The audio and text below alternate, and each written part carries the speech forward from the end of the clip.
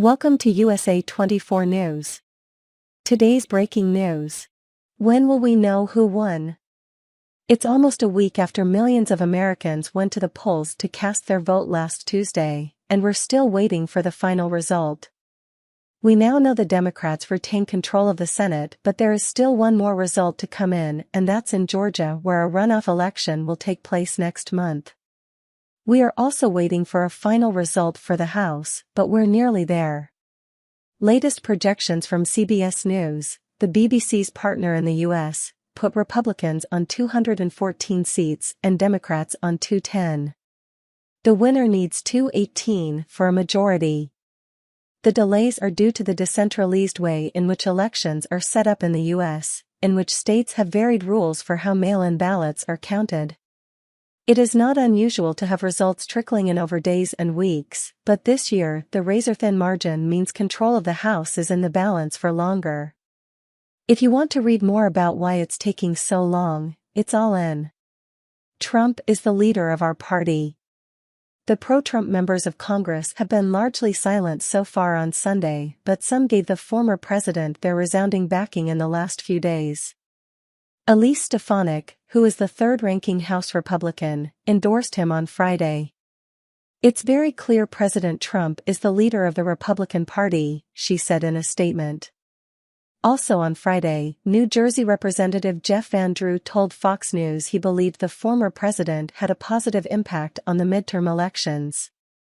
Trump helped out candidates in a lot of districts across the country. "An overwhelming majority of his endorsements won," he said.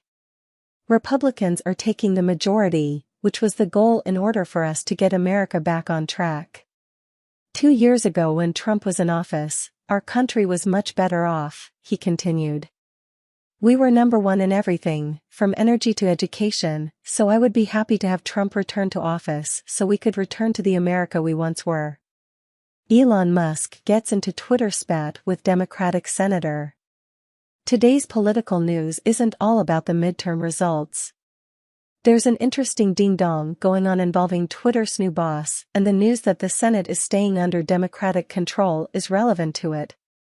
On Friday, Democratic Senator Ed Markey, who sits on the Commerce Committee, said Twitter's rules had enabled someone to create an account impersonating him. "I'm asking for answers from Elon Musk, who is putting profits over people and his debt over stopping disinformation," Markey tweeted, sharing a letter he had written to Musk. Musk, who asked followers to vote Republican in this week's midterm elections, responded on Sunday morning, "Perhaps it is because your real account sounds like a parody?" In a follow-up tweet, he needled the Democrat for wearing a COVID face mask in his profile picture. But the overnight news that Democrats have held the Senate means that Markey will remain in the majority and on a committee with oversight for aspects of tech companies' operations for at least 2 more years.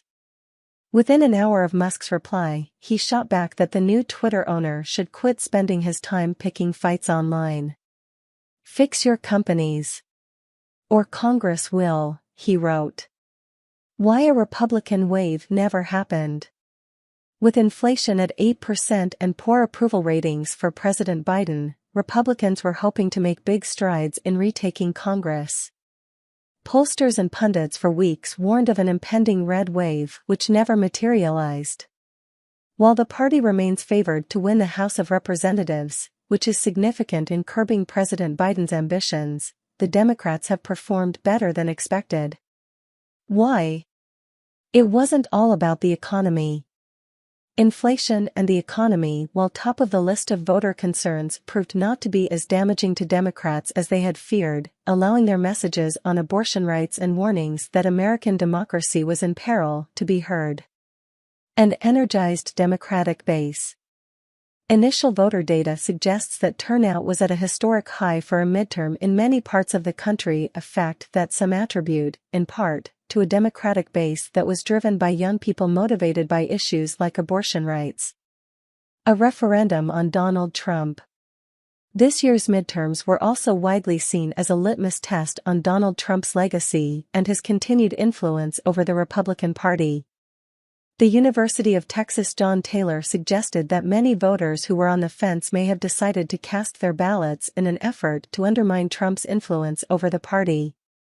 And if you look at the candidates that he supported, particularly the election deniers running for governor, Senate or Secretary of State positions, many of them lost, he says. Real test will be how Trump allies respond. A day after the Democrats won the U.S. Senate, and as they continue to win toss-up races in the House of Representatives, some Republicans are stepping in front of the cameras to place blame squarely at Donald Trump's feet.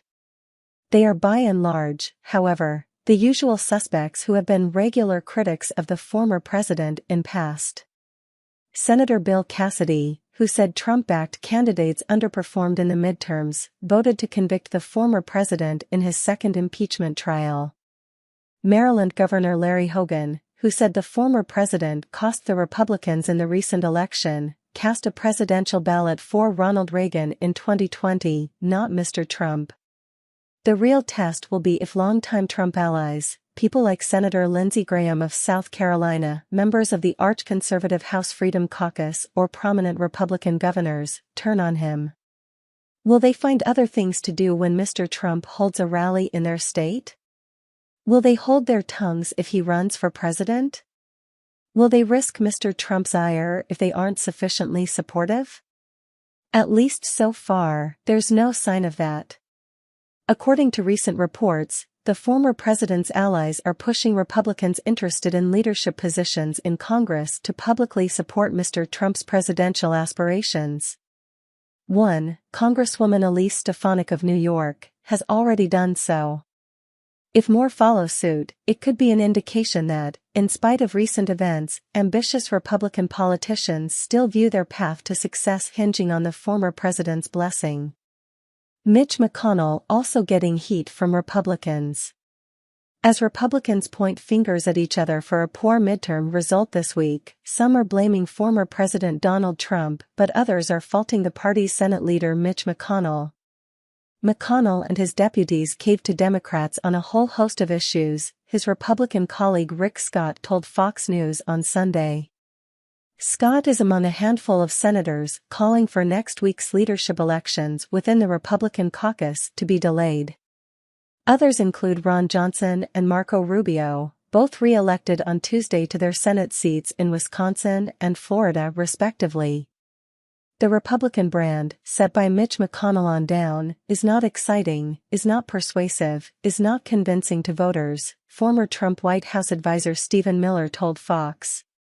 But some have come out in defense of the Senate Minority Leader.